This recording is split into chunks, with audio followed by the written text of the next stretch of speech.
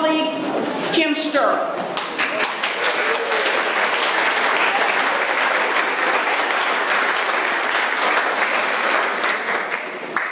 Kim Sturla is the Executive Director of Animal Place, a sanctuary for farmed animals that she co-founded in 1989.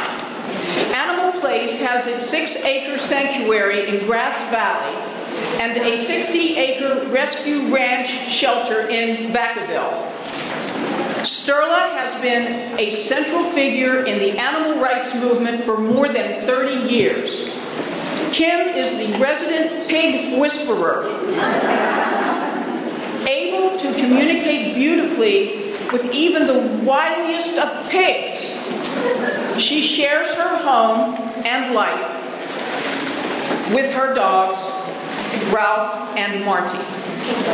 Kim Sturla, it is a joy to introduce you to this wonderful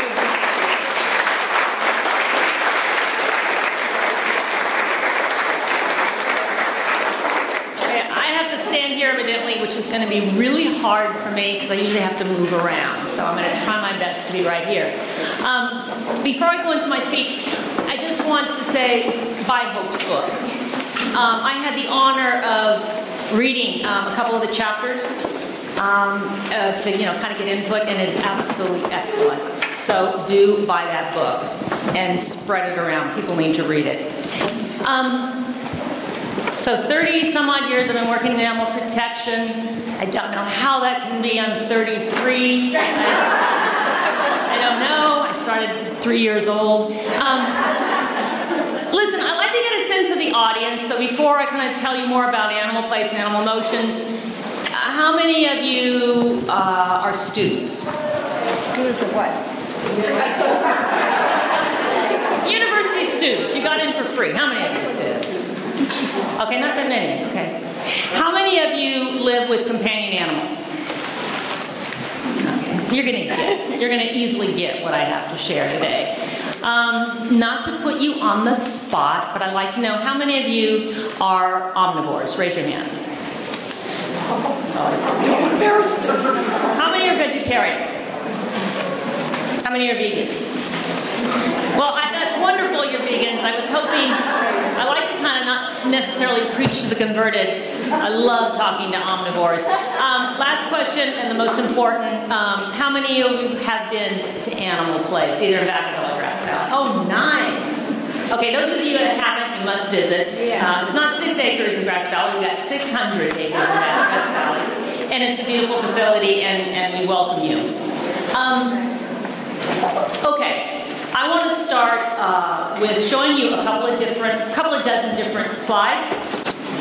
No narration. See if you can gauge, perhaps, what those animals, what emotions they're feeling. See what emotions are generated in you.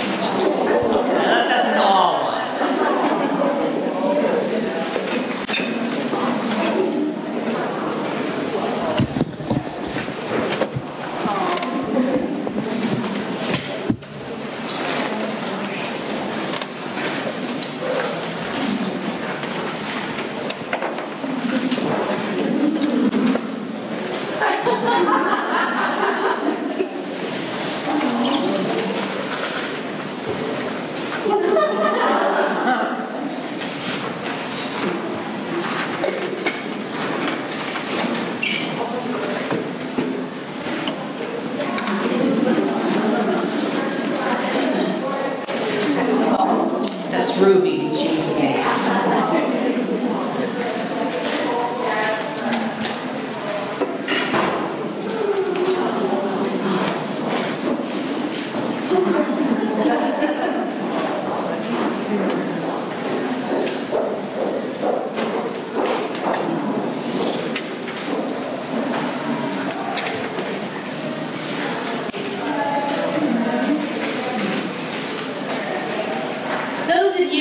That live with companion animals, you know that your dog feels pain, You know when your cat's happy? You know when they feel a little depressed, when they feel anxious? You would probably be shocked if someone questioned the fact, do your companion animals have an emotional life? Are they feeling things? Can they think? My guess is you understand that they're individuals, that they have value independent of the utility to us, that they have interest. They have interest to be with their own kind. They have interest to eat. They have interest to dust bathe. They have interest to sunbathe. Before we look right at emotions of farmed animals, I want to take just a very brief history of how we have perceived animals. It was about 25 years ago when I served on UC Berkeley's Animal Care News Committee. I was their token animal person to review research protocols. So I was always, every other week, locked away for hours in a room with 19 male scientists. And I was the lone woman, the lone layperson, the lone animal rights person. And I'll never forget reviewing one research protocol where we were discussing this surgical procedure that was being done on about 1,000 rodents. And I made the suggestion that perhaps we should provide them some post-surgical analgesic. The standard option then was putting just Tylenol in water, affordable, easily administered. And they said, no, we don't need to do that, Sturla. And I said, well, why? And they said, because they don't feel pain. And I said, well, how do we know that? And they said, because they groom and they eat right after. I challenged that, so we had to set up a subcommittee to study pain in animals. I thought we had passed that position. And interestingly, my colleague, Margie Beach, these photos, I think 98% of them she took. She's our education director. She took her dog last weekend, 13-and-a-half-year-old dog, to have surgery, 3 mast cell tumors removed.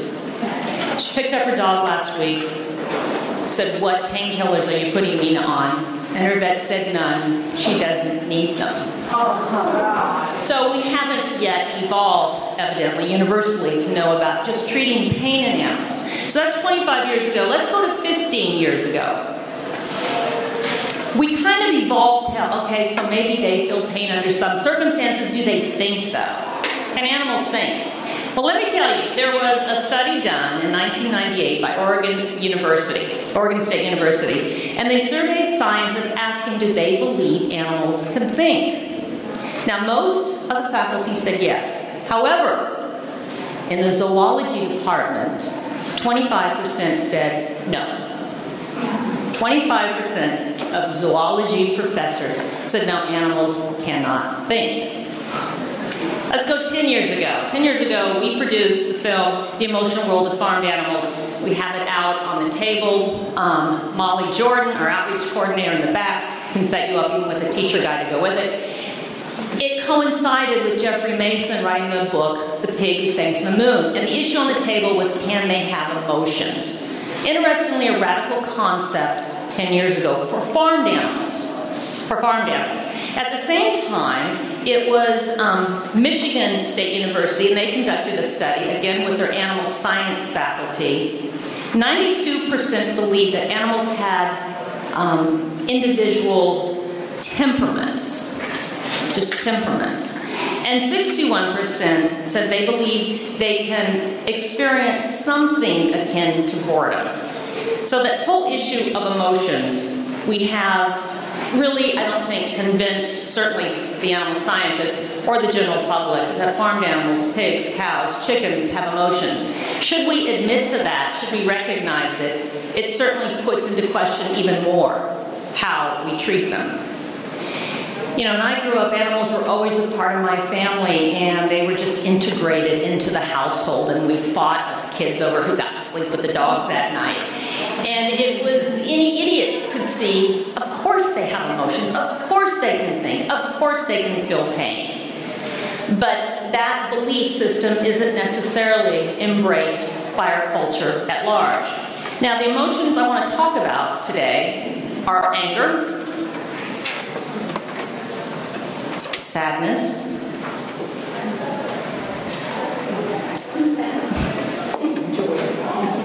seeking special interest and preferences, playfulness, fear and anxiety, and affection. I probably have more examples of this emotion than others. I'm going to be focusing on cows and pigs and chickens primarily. We'll touch on the other species. Just so you know, I interviewed a lot of our employees, our interns in the back, and our volunteers. And I wanted to get examples from them of also emotions that they've observed in farm animals. Now, unfortunately, the bad news is 2 of the interns gave me some dynamite video. They're like 30 seconds of different things, and we can't get that to work, which I'm bummed about because I think it's the most powerful part of the presentation. But before we start, I want to kind of give you some behavioral characteristics of the different species that we're going to cover. And let's keep in mind that non-human animals have that variety, that whole spectrum of personality like we do. So, you know, some pigs might be very social and outgoing, some are quiet. Some chickens might be more introverted, and others are just feisty and full of it. I mean, it's like all of you're in this room. I'm sure we have a lot of introverts, extroverts, depressed, happy people. I'm also cognizant that when trying to observe animals and interpret how they feel, it's a challenge. It's a challenge for me to interpret how you feel. Or you, but I can go up to you and I can say, are you pissed off at me? You seem kind of grumpy. And you can say, no. Kim, how could I possibly? Impossible. And you say, I just had a bad morning, sorry to take it out on you. Now, if I'm going out and little Lucy, our new little piglet, love her, if she does something, I can't necessarily ask for clarification why she behaved in a certain way, which might be kind of out of sorts with her. So I always have to be cognizant of the fact that we have limitations of how well we can or cannot interpret how they're feeling. So let's start with pigs, because yes, those are my favorite animals on earth.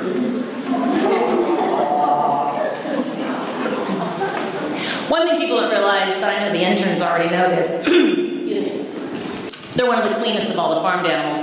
They don't defecate and urinate, usually, in their stall. I'll never forget Zelda, who was an old sow of ours, arthritic. It was the dead of winter, it was raining, it was mud outside, and she would carry that big old beautiful body of hers outside to urinate and defecate so she could go back into the stall. Very clean animals. And their cognitive ability is quite sophisticated. The guess is probably to that of a 3-year-old human child. Alive. They've got good memory. They can recognize members up to, 30 other pigs. Very, very social animals. They engage with one another kind of like we do. I mean, I went up and when I saw Karen first, I hugged her. Somebody else I don't know quite as well. I'm shaking their hands. What pigs do is they always want to go nose to nose. That's always how they reconnect.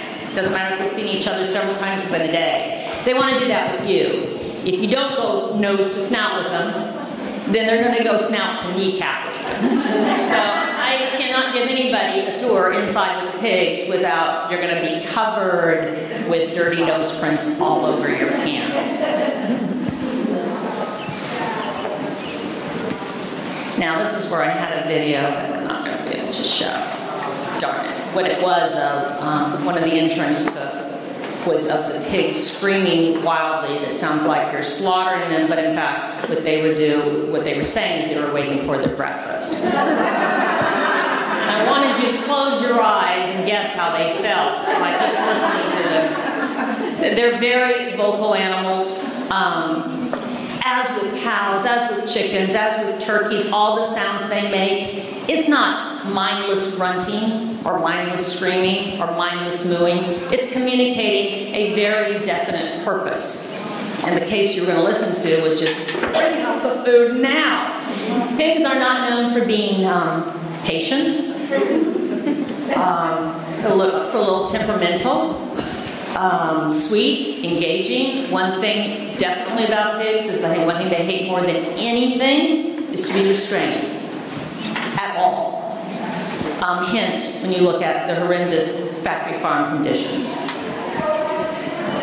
There was one study done with pigs studying their optimism and pessimism, and they had a group of pigs who were in an enriched environment, and then they had a group of pigs in a barren environment. And when they presented them with ambiguous stimuli that they weren't used to, those from the barren environment withdrew, were cautious, were scared. The pigs from an enriched environment reacted more optimistically to that novel stimuli, whatever it was. And that's very much like you and I. If you're depressed and you're just having a hard time, you come into the office and somebody says the boss wants to see you in our office, you're going to think, oh my God, what did I do? You go in and you're having a great day, things are moving for you, you got good self-esteem, you get that same, hey, the boss wants to see you in our office. You're going to go, oh, great, she probably wants to give me a raise. You know, so very intelligent beings. Let's go on to cows. Oh, sorry. How friggin' cute is that? Cows, you know, they like to hang out in big herds. They can recognize up to 100 members in their herd, as can sheep. And they form social groups within that herd. The studies they've done, the observations they've done, they think the leader of the herd tends to be the eldest. And they think the factors that come into it are intelligence, age, experience, etc. Very similar to, really, within human animals. Cows form friendships within the herd, again, like we do. We put 100 of us into a room. Some of us are going to maybe, you know, be a little click over here, a little click over here. Same with cows. They also get pissed off at one another. Sometimes they'll hold grudges, and they're not going to want to hang out with somebody. That could last for months.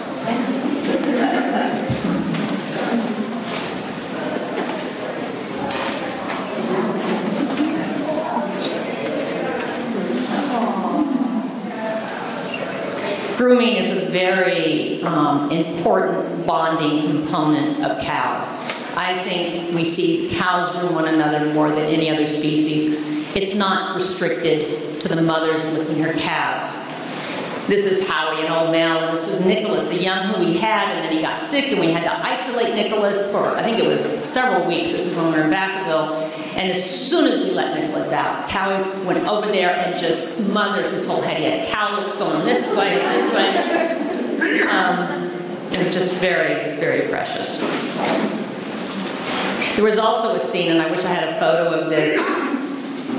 We had, it was Nicholas, actually, the little cow, when he was growing up, and he was sitting down. This was when we were back and we had all the species together.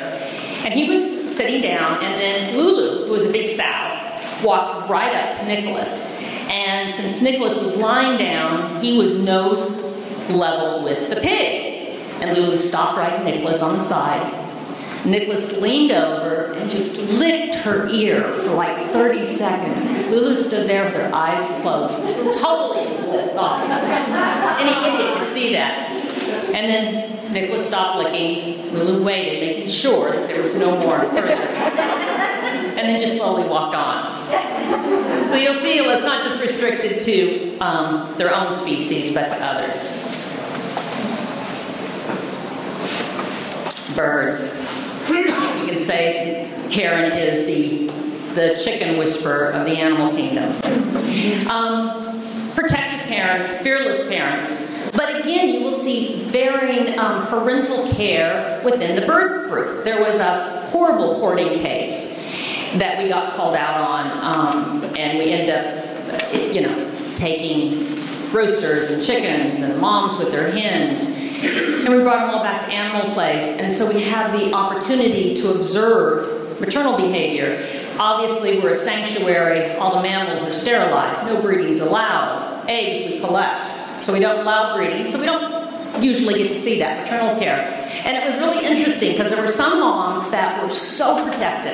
And you would just walk in there and they would go after you and they would fluff up and protect their hens. And they wouldn't perch any higher than their little chick could get up there with her.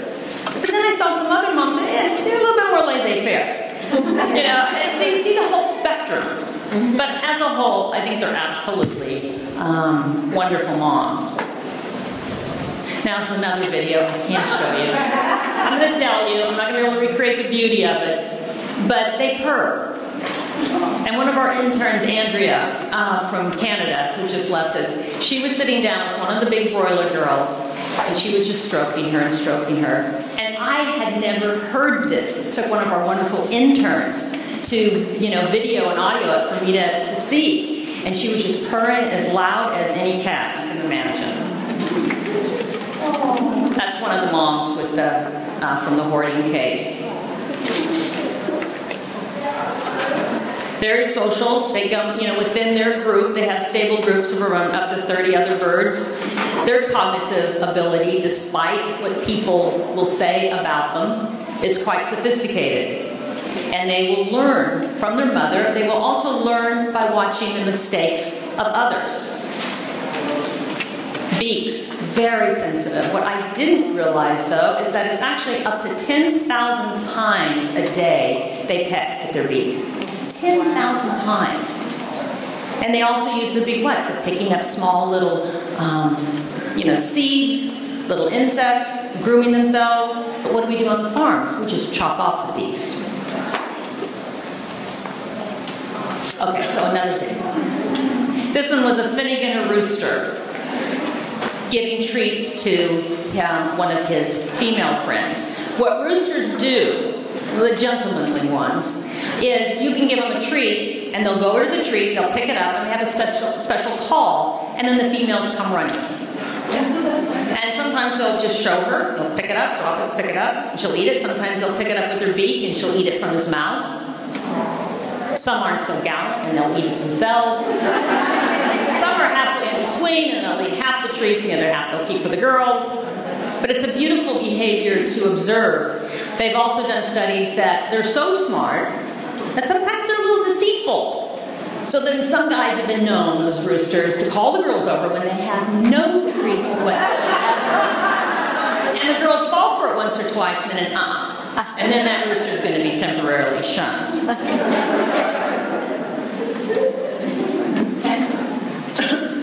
Let's see. Oh, there was one, this is another study I found interesting.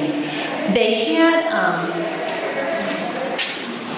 talk about with birds with delaying instant gratification. So if a hen pecked a one button, she would get food after 3 seconds. Now, if she didn't take the reward immediately, if she waited for 22 seconds, more food would be dispersed to her. And she would receive a much larger portion. 90% of the time, the hens very quickly learn to wait 22 seconds before eating. I think that is amazing. Shows, you know, understanding, you know, cause and effect, looking in the future. I mean, it's hard for us sometimes to delay that instant gratification. Okay, let's look at sheep just very briefly. You know, sheep usually are held in low regard with respect to their cognitive ability. However, their social skills are actually quite sophisticated. The herd is important to sheep. And in order to live in a large herd, you need to be able to recognize all those different individuals, and in fact, they can. They can rise up, remember, up to 100 faces, sheep faces, and human faces. For up to 3 years, they can retain that information. Further, they have a strong preference for friendly faces versus angry faces. And that applies to sheep faces, but it also applies to human faces. Their ability is obviously far more sophisticated than ours. I mean, it's very difficult for me to read the facial expression of the sheep. So they have that over me hands down, and yet they can do that with their own kind. Of course they can, but also with that of humans.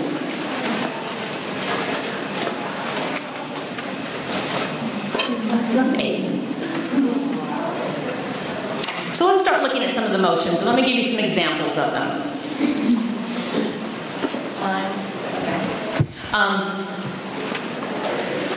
Anger. Anger was a hard one for me to give examples of. And with many of these examples I'm going to give you, oftentimes there's a couple of emotions at play. It's not just purely anger. It could be anger and fear. So this is dear old Killer. He was this itty-bitty, tiny, banty rooster we had. He just left us. He lived to be in his teens. And forever, until really his last day, he was the most aggressive bird we've ever had. And I don't know why. He came to us as an adult. You could never go into that barn, ever, and clean. And he would just come up and attack you. Now, if he was a full-grown big rooster, I mean, their spurs on their legs can puncture, through Levi's and into your leg. I've seen that happen many times. But with little Killer, because he was so tiny, it felt like a little mosquito bite. That was just hitting you. So I don't know if it was anger or not with Killer. But Venus is one that it was anger. It was a combination of anger and fear. Venus was a potbelly pig we rescued years ago. I think we got her when she was 2 years old. She was from a horrendous cruelty case down in Monterey County. We brought her to Vacaville when we were there, and she had a flight distance, from me to the wall. And it took 10 years to get her to trust me, literally. She lived to be in her late teens. And she was angry. And she had every right to be angry. Every right. She was so horrendously abused. So hers was anger and fear. And, with time, with patience, she would watch how I would interact with the other potbelly pigs, and she would come over and watch closer and closer, and I'd kind of reach for her, and then she'd kind of charge. She never bit, she'd charge. So oftentimes we do see, I think, that anger and fear, the result of how they're treated. This obviously is an anger and fear photo. I'm only putting this up there because there was land bias where there was a mother, these were beef cows, with her babies. And they were in a free range. And a border collie from a neighbor came into her pasture. And that mother was so angry that her baby was positive. I think it's a combination of anger and protectiveness. She ran that border collie up in the air. Fortunately, the dog survived. But a strong protectiveness and anger towards that dog. And I put this here because I think one of the times I see the hens angry is when we have to reach our hand in the nest box. Am I right? It's at the end, it's kind of smiley, and take their eggs. And they cut at you and they're squawking. That they don't want. What about sadness?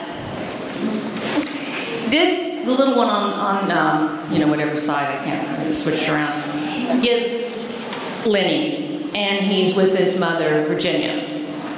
She was rescued from a small kind of slaughterhouse auction yard in Santa Cruz area. And unbeknownst to us, or the officers when they impounded him, she was pregnant.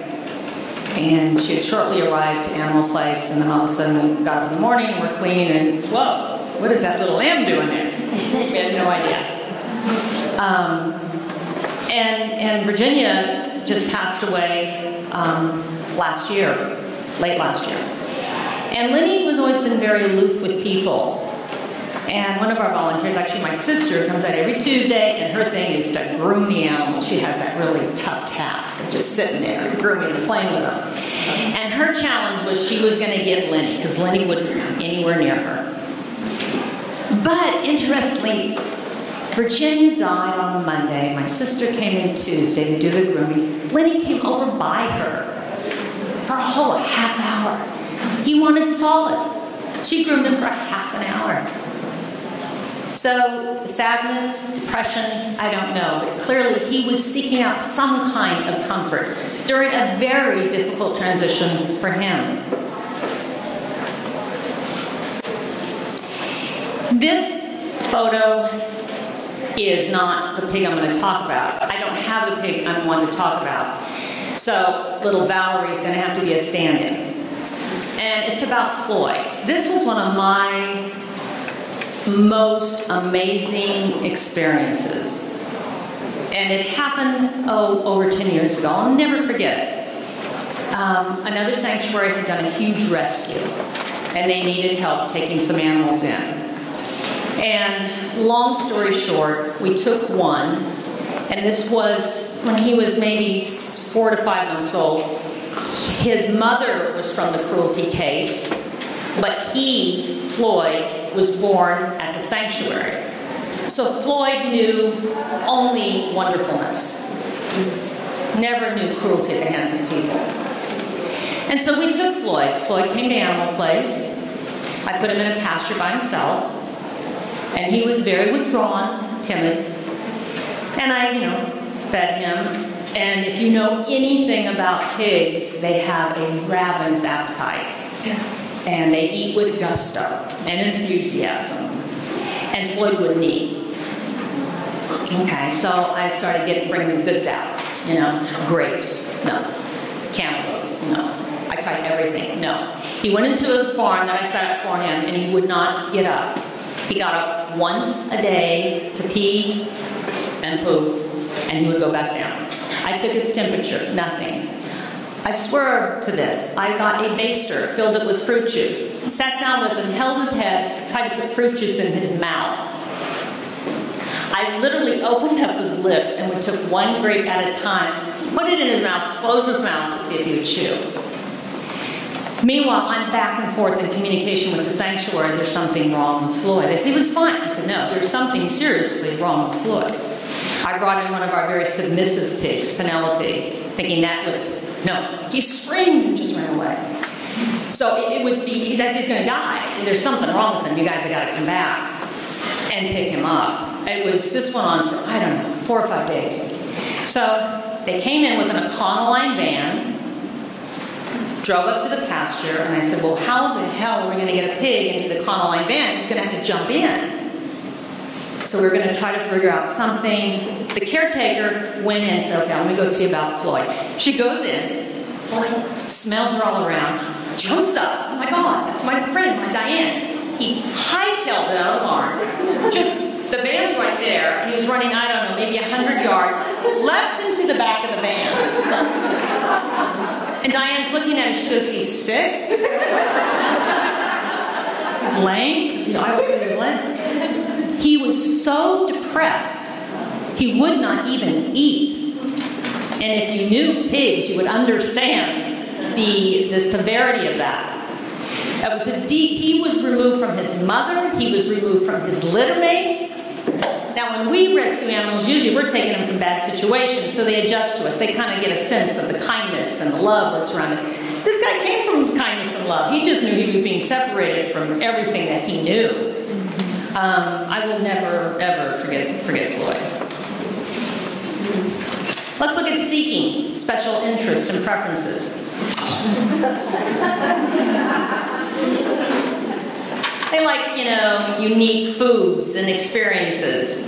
Sometimes with the smaller pumpkins, the pigs will take them around with them and have the grandest time. This is always obviously during the fall. Dear little Susie. Susie, I wish I had a video of this, but they feed all the pigs together in the morning, and they lay out all the bowls before we let the pigs in, and they put the pig pellets in and produce. And what Susie does, she's a very old girl. She's over 12. And she walks over, picks up her bowl without spilling anything. Or as Jamie tells me, our animal care director, whatever bowl has the most amount of food in it. And she'll pick it up and take it over to another end where she can just eat in peace without all the others around her. Now, this needs no explanation. He's obviously seeking, this was a water trough we had for Owen in his younger days, and he needed a little cooling tub, so he just climbed right in, and then we got the hose and covered him. This little girl, this was again in Vacaville, and the barns were structured differently than now, but we had one big barn and we had to put chicken wire on the ceiling to prevent the birds from roosting on top of there. They would roost on top of there, you know, and then poop on top of the pigs. We wanted them inside their chicken coop where we could close the door. So we had to rig up all this chicken wire on top. And this little girl, she was very creative, one might say. So because we always removed their eggs from them, which really ticked them off, she ended up roosting on top of the chicken wire. I don't know how the hell she got up there. And one day I'm cleaning and I'm looking up and there's a whole nest of eggs. So I think she was quite creative in seeking out a safe, quote-unquote, safe place to lay her eggs. Now this is interesting. You know, last year we did a large rescue, like 4,000 plus hens, from starting hens from Sturla. And if you haven't seen it, Keegan with First Spark Media is doing some taping. He did a wonderful documentary of 1 year later. It's excellent.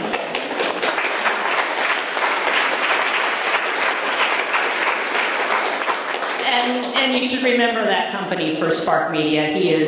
There's very few vegan animal rights dynamite filmmakers, and Keegan is one. But they all came from battery cages, and when you give them space, they don't know what to do with it. And there's an adjustment period, quite a long adjustment period. So it was really precious. These were we only brought a few hundred up to Grass Valley, and David Finney, who runs our rescue ranch program in Vacaville, and David would be here today, but he has another 1,000 birds that he rescued that we have in Vacaville, so he couldn't join us. And so these girls came to Grass Valley, we had them in a barn, and then we were letting them, we finally opened up the door. Now they'd never seen sunshine, ever. They've never been on grass, ever. And so Margie took these. Here they are, she's taking her first little step out finally. And then all of them follow. Sunbathing. And they were doing dust bathing. And I had a video for you that you would have enjoyed that shows them dust bathing, because it was just precious. All of a sudden they came out, and then, I mean, my God, I've never seen so much. The dust was flying up everywhere. They were just having a grand, grand time. That's the video. I can't see you. We can put time on. Let's talk about playfulness. A little Ivan and Mishka. I think generally we see playful behavior exhibited more easily in the young animals, like we do with people. You know, unfortunately, us adults don't play a lot. You know, we're looking to the children. We see them play and have fun. And we get all so serious and full of ourselves. You know, we miss out a lot. And so I was really trying to struggle of examples of play behavior. That's me, though, playing with Lucille is her formal name, a new little piglet who's in isolation. And boy, will she play with you. And Birgit, when you come out next week, we will go in our ISO gear and play with Lucille. And she'll just throw her body around and jump up and ran into you and practically knock you over. And then I always lay down and she climbs all over me, which is getting a little tough because she weighs probably 50 pounds now. And the little hooves in you can hurt. Now, remember Ruby that Hope showed in her slide today? That was Ruby when she was a itty bitty baby. And we had to keep her confined in a stall with a little yard. So we would put a harness and a leash. And then you gotta run like mad because she just takes off. We would walk her to parts of the sanctuary that had, like little mud holes and green grass. That's Ruby clearly playing. And this is Hope. So Jamie London, our animal care director, I said, Jamie, give me some examples. She said, and Jamie, turkeys are her favorite of all. And she said, Hope just always wants to play. And when I'm going in there to clean, I've got a sponge, not an object that a turkey really has interest in. It's not like she wants to steal it and use the sponge. Thank you. But she goes every time, so Hope will take it, and then she'll run away. And then I'll have to chase after her, and I'll take it back. And she goes, and she'll do this for like half a dozen times, making all sorts of little sounds. And this is a seemingly, as you know, God forbid she would be anthropomorphic, that's seemingly a play behavior of Hope's. Fear, anxiety, we see that a lot, obviously, at the sanctuary. And mostly the new ones when they come here. Sadie was a dairy cow that went through. I can't even begin to tell you what Sadie went through. But anyway, so she is like the mother cow, or she was, because she passed away.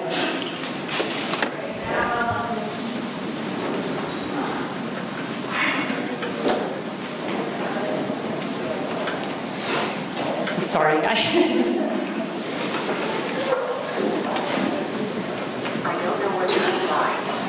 She is so maternal of the little ones because, you know, being a dairy cow, her babies, her whole life were taken away from her. As Hope was explaining to you, as soon as they're born, they take them away.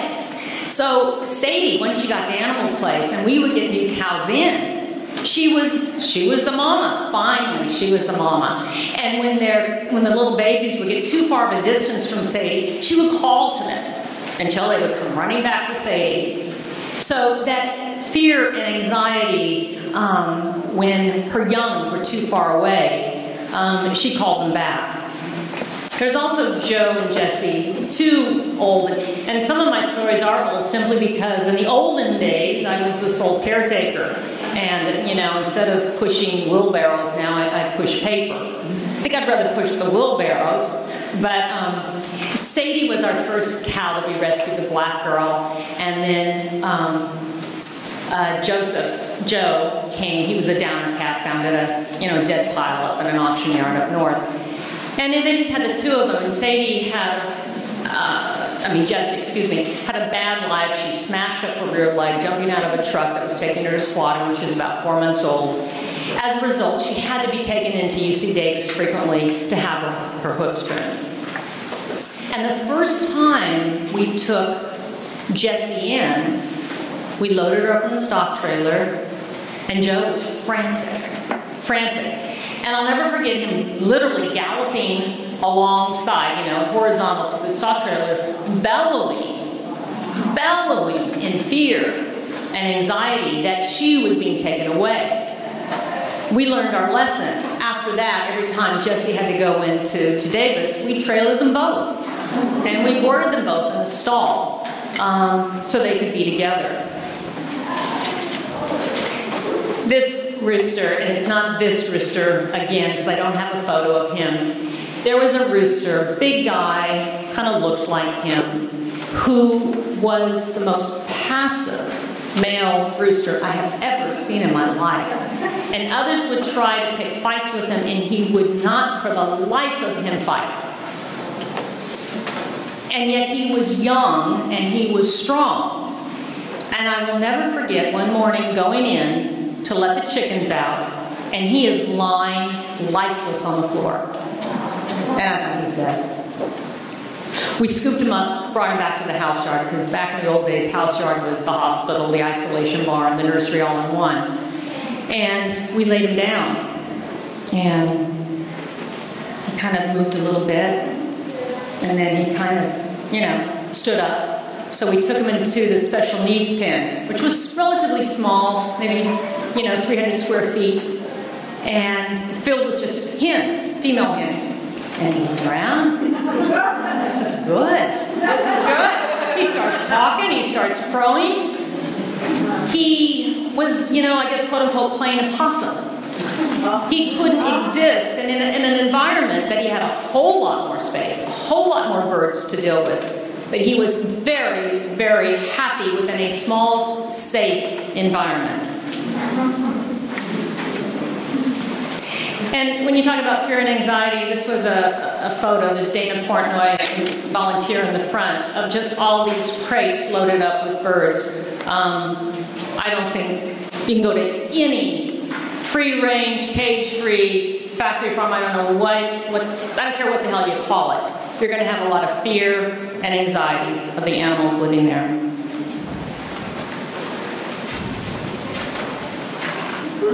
Wilbur and Lulu, brothers and sisters, rescued from the same cruelty case. They were inseparable. And I'll never forget, we got them when they were, I don't know, 4 months old. We were locking up the animals, looked in. They always slept together. I saw Lulu. No Wilbur. Where the hell's Wilbur? No calling him, nothing. And then I'm watching Lulu. She's taking a mouthful of straw from one end of the stall, taking it over to the other end and dropping it. Go back, mouthful of straw, taking it over, dropping it. Then wait a minute. I kept saying, you know, Wilbur, Wilbur. And the wonderful thing about pigs, mock me if you will, but if you grunt to them, 90% of the time they will grunt back. Serious. They will always reply. And so I did my grunt. And then you see this big ball of straw kind of go up and down. Lulu was tucking him in. Oh, that's right. Mary, the notorious boy, it's probably, of all my experiences, for me was the most powerful. Mary was a hen, picked up a towel out to the dump, brought to the shelter when I was working there. She was old, you could tell. She all of a sudden took up residence with Notorious Boy, a young rooster, and it was really precious to watch because those two just bonded. They could have cared less about anybody there. It didn't seem like a sexual thing. It just seemed like they, you know, I don't know, they just took care of each other. They slept together. They hung out together. They were always together. And then one night, this huge storm came in, and I thought, oh my gosh, because they would roost, the two of them, on the picnic table right outside my bedroom window. We let them have that special opportunity. And I got to pick them up. They need to go in the barn. And I went out there, and they're on the bench part of the picnic table, and it's a storm, and it's winding, and the rain's coming at you horizontal. And they're huddled up, and Notorious Boy, just like a mother hen, has his wing around Mary. And he's up there gallantly holding up his head, protecting Mary. 2 minutes. I got 2 minutes. Okay. Oh, well, and then there is Margaret and Aurora. The little hen, Aurora, was from the courting case. She was a chick when we got her. She was a run. She wasn't doing well. And dear sweet Margaret took care of Aurora. And one time Jamie was locking up the chicken. She couldn't find Aurora because she got to count heads every day. And then she heard this little peep, peep, peep. She's kind of going to the peep, peep, peep sound. She lifts up little Margaret's wing, and there's Aurora. And then Margaret also protected other little chickens too.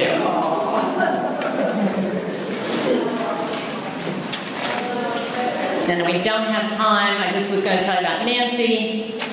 There's Howie looking Nicholas. I began with sharing with you a lot of slides that I think beautifully show their emotion. So let me end that way.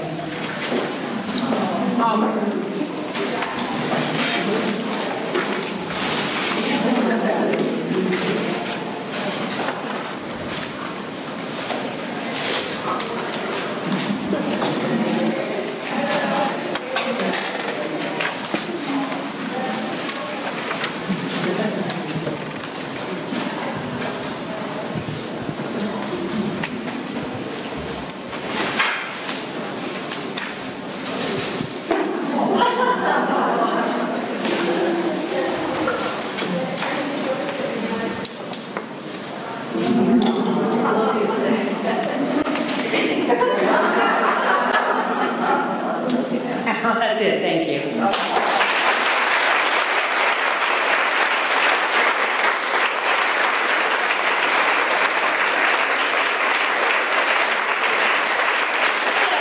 And he told me to remember to invite you to an animal place. Of course. Thank you.